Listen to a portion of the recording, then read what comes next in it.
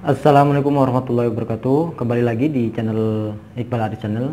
Di kesempatan kali ini mungkin saya akan sedikit share tentang dua sistem kerja borongan yang biasanya sering dilakukan ketika kita ingin membangun rumah, ya. Dua sistem kerja borongan yang biasanya dilakukan atau dikerjakan atau digunakan ketika kita ingin membangun sebuah rumah. Dan untuk lebih jelasnya silahkan tonton sampai selesai.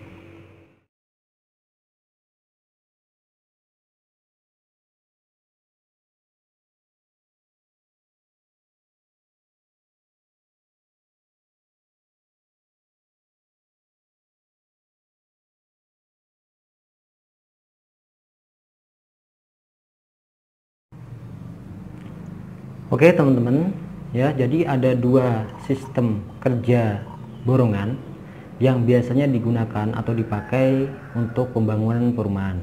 Yang pertama yaitu kerja borongan tenaganya saja, yang kedua yaitu kerja borongan tenaga plus material. Nah, dan untuk kerja borongan tenaganya saja, mungkin cara simpel menghitungnya seperti ini. Misalkan teman-teman membangun rumah sekian kali sekian, ya. Teman-teman mau membangun rumah ukurannya adalah sekian kali sekian, ini sebagai contoh saja. Lalu teman-teman kalikan dengan harga per meter persegi daerah teman-teman. Misalkan sekarang gini, ukuran bangunan rumah teman-teman misalkan 10 kali 10. Lalu untuk harga per meter per meter persegi daerah teman-teman misalkan 1 juta. Ini misalkan, ya. Maka teman-teman tinggal kalikan, berarti misalkan 10 kali 10 berarti 1 meter persegi, teman-teman kalikan dengan harga per meter persegi daerah teman-teman, ya. Maka hasil tersebut akan menjadi biaya atau ya biaya, ya, untuk pembangunan rumah teman-teman, namun hanya tenaganya saja, ya. Namun hanya untuk tenaganya saja. Itu untuk kerja borongan tenaganya saja. Namun untuk kerja borongan plus material, teman-teman harus benar-benar mengkoreksi atau mencek setiap RAB lah yang diajukan oleh si pemborong tersebut. Misalkan sekarang gini, bangunan yang akan teman-teman bangun adalah misalkan contohnya saja 10 kali 10 tadi, maka otomatis si pemborong tersebut akan mengkalkulasi dengan harga borongan per meter persegi plus bahan tersebut. Misalkan katakan sekarang 4 juta misalkan ini, ya.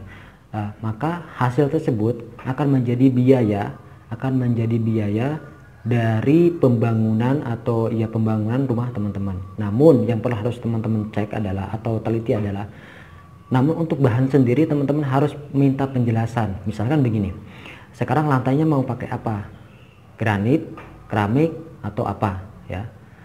Terus misalkan dindingnya mau pakai apa, bata merah atau hebel dan lain sebagainya mungkin. Terus besinya mau pakai besi berapa. Nah, jadi semua tersebut teman-teman harus cek. Jadi jangan sampai terima beres, dalam arti terima beres begini. Oh ya udah, sekarang 10 kali 10 100 meter persegi, lalu kita kalikan dengan harga per meter persegi borongan plus material misalkan 4 juta tadi, lalu teman-teman tidak menceknya, jangan, ya.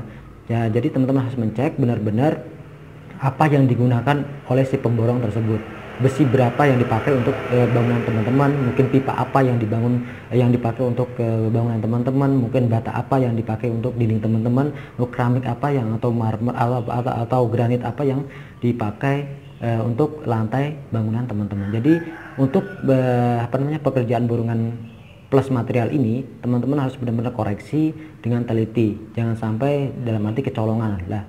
Jangan sampai pembangunan rumah teman-teman menggunakan material ingin bisa dikatakan ya harga murah lah, jangan sampai seperti itu. Sedangkan kita membayar dengan harga mahal namun dibelikan dengan harga murah. Jadi jangan sampai seperti itu. Dan untuk semua pekerjaan tersebut atau dua-duanya tadi, teman-teman harus benar-benar bisa dikatakan mengatur keuangannya. Dalam arti misalkan seperti ini.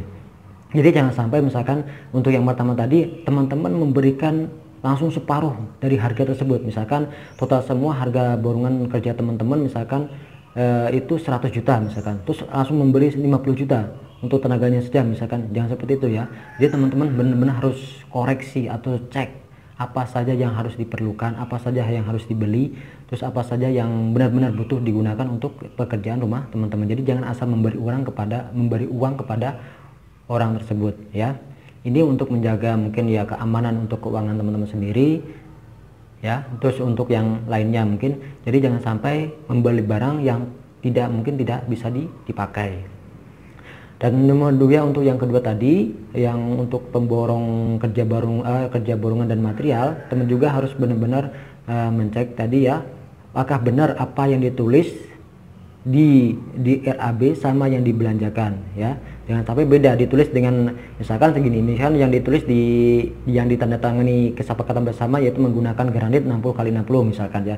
Lalu yang dibeli kok misalkan ukurannya beda. Nah, jangan sampai seperti itu. Jadi teman-teman harus benar-benar mengkoreksi atau mencek atau meneliti lah ya, dengan apa yang dikerjakan, dengan apa yang dibeli jika teman-teman menggunakan jasa pemborong kerja tenaga dan materialnya. Oke teman-teman, mungkin sekian dulu video ini. Mungkin di video selanjutnya saya akan memberikan tips tentang kekurangan dan kelebihan tenaga kerja borongan dan kerja borongan tanpa bahan material plus bahan material, tapi di video selanjutnya. Sampai jumpa di video selanjutnya. Wassalamualaikum warahmatullahi wabarakatuh.